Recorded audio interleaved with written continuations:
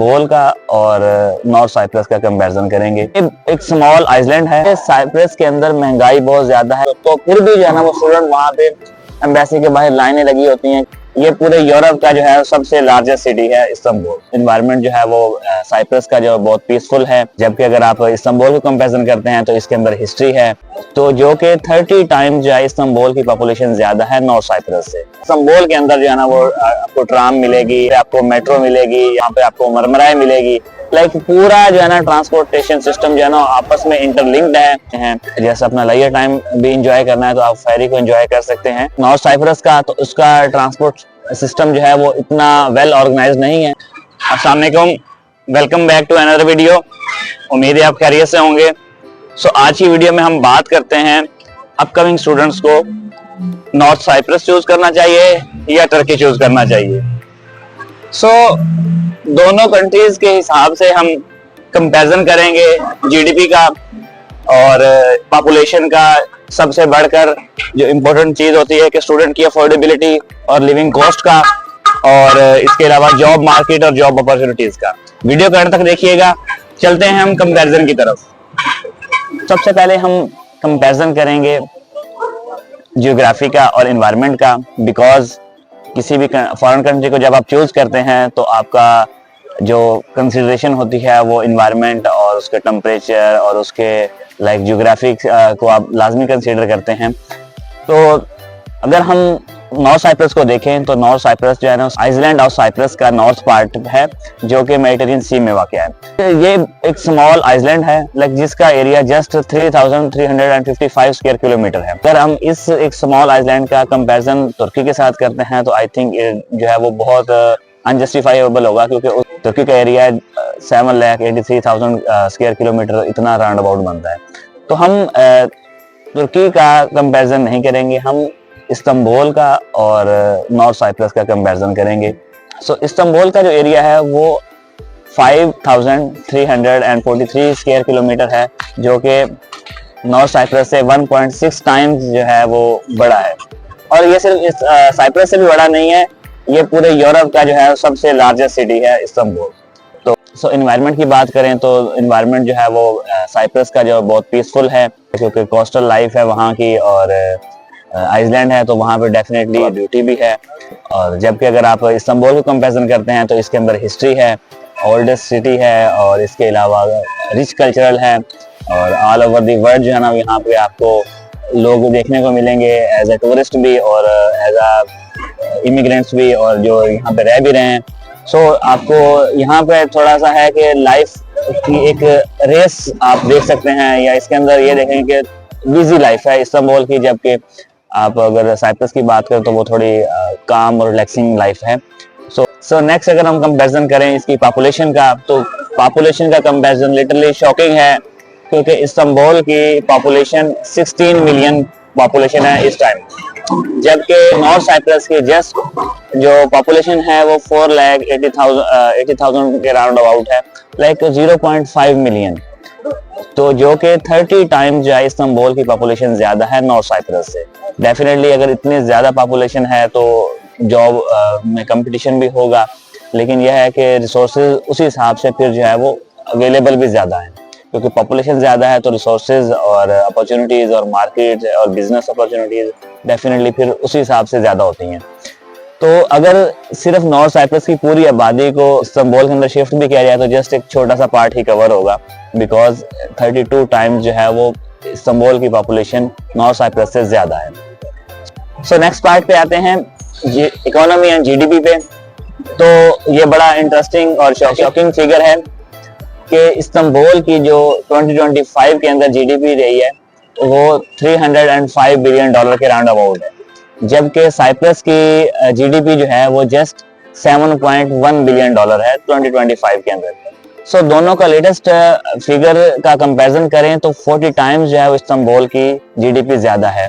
Again मैं repeat करता हूँ कि area wise Istanbul north Cyprus से 1.6 टाइम बड़ा है, जबकि इसकी पॉपुलेशन जो है वो 30 टाइम्स जो है वो इसकी पॉपुलेशन ज्यादा है, और जीडीपी जो है वो 40 टाइम्स जो है वो ज्यादा है। यहाँ पे एक और इंटरेस्टिंग फिगर बताता चलूं कि पाकिस्तान की जो जीडीपी 2025 के अंदर रही है वो 110 बिलियन डॉलर है, जबकि इस्तांबुल की, नॉट टर्की, जस्ट इस्तांबुल की जो जीडीपी है वो 2025 के अंदर 305 बिलियन डॉलर है। लाइक आप ये कह सकते हैं कि पाकिस्तान की जो पूरी जीडीपी है उसका 74% जो है वो इस्तांबुल की जीडीपी के बराबर है। तो नेक्स्ट हम आते हैं ट्रांसपोर्टेशन सिस्टम पे, क्योंकि एक स्टूडेंट के लिए जो है ट्रांसपोर्टेशन सिस्टम को कंसीडर करना ये जो है ना वो बहुत इंपॉर्टेंट होता है, बिकॉज इंटरनेशनल स्टूडेंट्स को अपनी जॉब्स और अपनी स्टडी को एक साथ मैनेज करना होता है और दोनों एक जगह पे नहीं होती, तो उनको जो है ना डेफिनेटली ट्रैवल भी करना पड़ता है। अब अकोमोडेशन कहीं पे होती है, जॉब कहीं पे होती है और यूनिवर्सिटी कहीं पे होती है। तो अगर हम देखते हैं इस्तांबुल का ट्रांसपोर्टेशन सिस्टम तो बहुत ज्यादा वाइड है, इसके अंदर जो है ना डिफरेंट ट्रांसपोर्टेशन सिस्टम है। लाइक आपको पूरे इस्तांबुल के अंदर जो है ना वो आपको ट्राम मिलेगी, आपको जहाँ पे ट्राम नहीं होगी तो वहाँ पे आपको मेट्रो मिलेगी, यहाँ पे मेट्रो नहीं है तो वहाँ पे आपको मरमराई मिलेगी। लाइक पूरा जो है ना ट्रांसपोर्टेशन सिस्टम जो है ना आपस में इंटरलिंक्ड है, ठीक है। और इसके अलावा जो बसेस हैं, येलो बसेस, वो तो आपको हर जगह ही मिलेंगी ना, वो आपको छोटे से छोटे रीजन के अंदर, छोटे से छोटे साइड के अंदर जो है ना वहाँ पे भी, वो जहाँ पे लाइक एक बड़ा ट्रांसपोर्ट सिस्टम नहीं है वहाँ पे वो येलो बसेस जो हैं वो मिलेंगी। और हर जगह पे जो है ना आपका स्टूडेंट कार्ड जो है ना वो वैलिड होगा। इवन तो आप फेरी पे जाते हैं, आप आइसलैंड पे जाते हैं, जैसे अपना लेजर टाइम भी इंजॉय करना है तो आप फेरी को इंजॉय कर सकते हैं। और उसके लिए आपका जस्ट जो कॉस्ट आती है स्टूडेंट की वो जस्ट 593 लीरा आती है।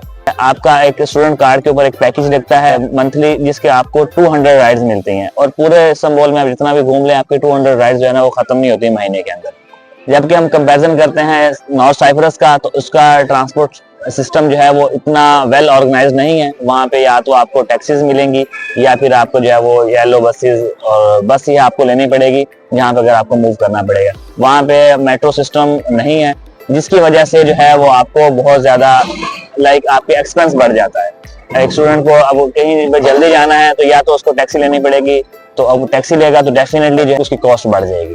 तो इसलिए इस्तांबुल एक प्रेफरेंस की ये रीजन भी हो सकती है कि आपको एक बड़ा सिटी है और बड़ा सिटी के साथ साथ आपको जो है ना वो ट्रांसपोर्ट सिस्टम जो है ना उनका बहुत वेल ऑर्गेनाइज है, वेरी मिनिमम कॉस्ट पे जो है ना वो आपको प्रोवाइड होता है। सो उसके बाद हम आते हैं बेसिक सैलरी पे। स्टूडेंट को होता है कि यार बेसिक सैलरी वहाँ पे क्या है, तो इस्तांबुल की जो 2026 के अंदर बेसिक सैलरी है या पूरे तुर्की के अंदर तो वो है 28,075 लीरा। जबकि नॉर्थ साइप्रस में जो वहाँ पे भी सेम करेंसी है, क्योंकि ये तुर्की के ही अंडर आता है, तो तुर्की रिपब्लिक ऑफ नॉर्थ साइप्रस। तो इसकी जो वहाँ पे लोकल करेंसी तो लीरा ही है, लेकिन उसकी बेसिक सैलरी जो है वो तकरीबन 52,000 एंड समथिंग है लीरा। लेकिन अब आप ये देखेंगे कि वहाँ पे सैलरी ज्यादा है, यहाँ पे सैलरी कम है, तो डेफिनेटली हमें जो है ना साइप्रस चूज करना चाहिए। नहीं, क्योंकि साइप्रस के अंदर महंगाई बहुत ज्यादा है, इसलिए वहाँ की बेसिक सैलरी ज्यादा है। वहाँ पे जो है ना फैसिलिटीज इस तरह से अवेलेबल नहीं है जिस तरह से इस्तांबुल में अवेलेबल है, तो डेफिनेटली वहाँ पे जो है वो इन्फ्लेशन जो है वो ज्यादा है। आप अगर जस्ट अपनी ट्रांसपोर्ट की कॉस्ट देख लें तो आपकी पूरे मंथ की कॉस्ट जो है वो स्टूडेंट की 600 लीरा है। जबकि अगर आप नॉर्थ साइप्रस की बात करते हैं तो स्टूडेंट की जो है ना वो ट्रांसपोर्ट कॉस्ट जो है वो बहुत ज्यादा होती है, क्योंकि उसने यूनिवर्सिटी जाना है तो अपनी जो है ना अपनी यहाँ तो टैक्सी लेनी है या राइड लेनी है, तो अगर आपने उस जॉब पे जाना है, जॉब से आना है वापस, या तो आपको पैदल मतलब लेके जाना पड़ेगा, या फिर ये है कि आपको फिर हर बार जो है ना वो आपका कार्ड पंच होगा और हर बार जो है ना वो लीरा ही डिडक्ट होगा वहाँ पे। इस तरह से स्टूडेंट पैकेज, अगर पैकेज नहीं है, अगर पैकेज होते भी हैं तो वो ज्यादा महंगे होते हैं। तो इसलिए जो है यहाँ पे एक तो आपकी ये कॉस्ट कम हो जाती है, सेकेंडली जो है वो यहाँ पे महंगाई ग्रोसरीज के हिसाब से ज्यादा है, क्योंकि वो एक आइसलैंड है तो हर तरह की मैन्युफैक्चरिंग वहाँ पे नहीं होती, वहाँ पे हर तरह की फैक्ट्रीज नहीं है जो यहाँ की प्रोडक्शन हो सके, तो डेफिनेटली चीजों को इंपोर्ट करना पड़ता है। और जब चीजें इंपोर्ट की जाती हैं तो डेफिनेटली उन पे कॉस्ट भी बढ़ जाती है, और कॉस्ट बढ़ती है तो डेफिनेटली वो प्राइसिंग हाई होती है। और उसके बाद अगर आप देखते हैं आपका लिविंग एक्सपेंस, आपका रेजिडेंशियल एक्सपेंस, आपको जो है ना अपार्टमेंट की बात करते हैं तो वो भी वहाँ पे महंगे हैं। यहाँ पे क्योंकि स्टूडेंट ज्यादा हैं तो शेयरिंग बेस्ड आपको अफोर्डेबिलिटी जो है ना वो ज्यादा बढ़ जाती है। एक स्टूडेंट जो है ना वो अफोर्ड नहीं करता अगर सिंगल रूम या सिंगल अपार्टमेंट, तो वो क्या है वो शेयरिंग पे रह सकता है, ठीक है। तो जस्ट बेसिक सैलरी जो है वो मैटर नहीं कर रही होती, बाकी जो चीजें हैं, बाकी जो फैसिलिटीज हैं या बाकी लिविंग कॉस्ट है वो डेफिनेटली जो है वो मैटर कर रही होती है। अब बात करते हैं जॉब अपॉर्चुनिटीज की, कि साइप्रस में जो है वो, क्योंकि इसका एक आइलैंड है, तो इसकी जो मेजर कंट्रीब्यूशन है वो टूरिज्म इंडस्ट्री का है। और आपको अगर आप वहाँ पे जॉब मिल सकती हैं तो हॉस्पिटैलिटी से रिलेटेड मिल सकती हैं। हाँ, एक चीज़ है जो वहाँ पे कि स्टूडेंट्स को वहाँ पे एक एज अ राइडर जॉब जो है ना वो स्टूडेंट वहाँ पे कर रहे होते हैं, जबकि स्टूडेंट को यहाँ पे इस्तांबुल के अंदर एज अ राइडर जॉब बिल्कुल अलाउ नहीं है। आप यानी कि फॉरेनर स्टूडेंट हो या कोई भी हो, फॉरेनर्स को जो है वो या ना वो टैक्सी यहाँ पे चला सकता है, ना वो राइडर जो है वो राइडर की जॉब कर सकता है। जबकि साइप्रस के अंदर जो है ना वो काफ़ी स्टूडेंट राइडर की जॉब कर रहे होते हैं। और इसके अलावा अगर हम इस्तांबुल की बात करें तो इसमें यहाँ पे आपको बहुत ज़्यादा फैक्ट्रीज मिलती हैं जिसके अंदर आप स्टूडेंट जॉब कर सकते हैं। हॉस्पिटैलिटी डेफिनेटली है ही है, क्योंकि हमने बाकी चीज़ों का जिस तरह से कंपैरिजन किया तो डेफिनेटली अगर वहाँ की टूरिज्म है तो यहाँ की टूरिज्म भी उसी हिसाब से ही ज़्यादा है। अगर ज़्यादा है तो फिर डेफिनेटली हॉस्पिटैलिटी इंडस्ट्री भी उसी हिसाब से जो है वो बड़ी है। तो जॉब मार्केट उसमें ही टाइम्स जो है ना वो यहाँ पे बड़ी है। इसके अलावा फैक्ट्रीज की प्रोडक्शन सिस्टम जो है यहाँ का ज़्यादा बड़ा है, तो इसलिए जो है ना जॉब की मार्केट भी डेफिनेटली यहाँ की इस्तांबुल की ज़्यादा बड़ी है। सो इसके अलावा अगर हम बात करते हैं प्रोसेस की, तो प्रोसेस जो है वो तुर्की का जो है ना वो बहुत ज़्यादा स्मूथ है, बहुत ज़्यादा स्मूथ है as compare to Cyprus. Because Cyprus में आपको अपॉइंटमेंट लेनी पड़ती है, अपॉइंटमेंट होगी देन जो है ना वो आपकी यूनिवर्सिटी के प्रोसेस के साथ साथ जो है ना फिर आपका प्रोसेस होगा। तो इसलिए साइप्रस का जो है ना वो थोड़ा सा एक हेक्टिक हो जाता है कि आपको अपॉइंटमेंट मिली है या नहीं मिली, या अपॉइंटमेंट मिल नहीं रही। और अगर आपको अपॉइंटमेंट मिल गई है तो फिर भी जो है ना वो स्टूडेंट वहाँ पे एम्बेसी के बाहर लाइनें लगी होती हैं कि यार हमें जो है ना आज नंबर ही नहीं आया, आज हम जो है ना पहले जाएंगे। लाइक जिस तरह से स्टूडेंट मोफा अटेस्टेशन के लिए जाते हैं और वहाँ पे एक लंबी लाइन लगी होती है और अर्ली मॉर्निंग जाना पड़ता है, और अगर उनको एंटरटेन कर दिया तो कर दिया ऑफिस टाइम के अंदर या ड्यूटी आवर्स के अंदर, नहीं तो अदरवाइज ही आप कल है। मतलब कि अपॉइंटमेंट मिलने के बाद भी जो है ना आपका नंबर नहीं आता। इस तरह से स्टूडेंट को जो है ना वो एक दुश्वारी होती है। अगर हम बात करते हैं तुर्की के वीजा प्रोसेसिंग की, तो आपने किसी भी कैटेगरी का वीजा अप्लाई करना है, उसमें जस्ट आप बड़े सिटीज लाइक लाहौर, इस्लामाबाद, पेशावर, इसके अलावा फैसलाबाद, कराची, आप इसके एनातोलिया ट्रैवल सर्विसेज ऑफिस जाएंगे 9 AM to 3 PM जो है ना आप कभी भी जाके अपना वीजा फाइल कर सकते हैं। आपको कोई अपॉइंटमेंट लेनी, जैसे आपको अपने और आपको ऑनलाइन जो है उनकी चेकलिस्ट मिल जाती है, आप अपने डॉक्यूमेंट्स रेडी करके आप जाते हैं और जाके अपना वीजा फाइल कर देते हैं। लाइक आपको कोई अपॉइंटमेंट की जरूरत नहीं है, कोई आपको प्रायर कॉल की जरूरत नहीं है, आप जाते हैं जाके अपना वीजा फाइल किया और आपको विद इन अ 1 मंथ आपको जो है ना आपको पासपोर्ट रिसीव हो जाता है। और आगे डिसीजन एम्बेसी ने क्या लिया है वो तो डिपेंड कर रहा था आपकी फाइल के ऊपर, बट ये है कि आपको रिस्पॉन्स जो है ना विद इन अ मंथ आ जाता है। तो इस तरह से एक प्रोसेसिंग जो है वो स्टूडेंट का एक बड़ा एक कंसिडरेशन होती है कि इसका प्रोसेस स्मूथ है या नहीं। तो यस, तुर्की का जो प्रोसेस है वो बहुत ही स्मूथ है। सो इन माई ओपिनियन अगर आप ट्राई करना चाह रहे हैं तो वाई नॉट तुर्की, बिकॉज कॉस्ट तो अराउंड अबाउट सेम पड़ती है इनिशियल, लेकिन यह है कि आपको एक एक्सपोजर जो है वो एक बड़े सिटी का होता है और आप तो डेफिनेटली फिर आपके लिए अपॉर्चुनिटीज भी उसी हिसाब से होती हैं। तो अगर आप हमसे प्रोसेस करवाना चाहें तो स्टूडेंट के लिए अभी बैचलर और मास्टर के एडमिशन ओपन है। मास्टर की इंटेक जो है वो अभी 31 मार्च तक रजिस्ट्रेशन है, उसके बाद ये क्लोज हो जाएगी। आफ्टर दैट जो सितंबर इंटेक ओपन होगी, जबकि बैचलर की जो इंटेक है वो स्टार्ट है सितंबर इंटेक, उसके एडमिशन चल रहे हैं।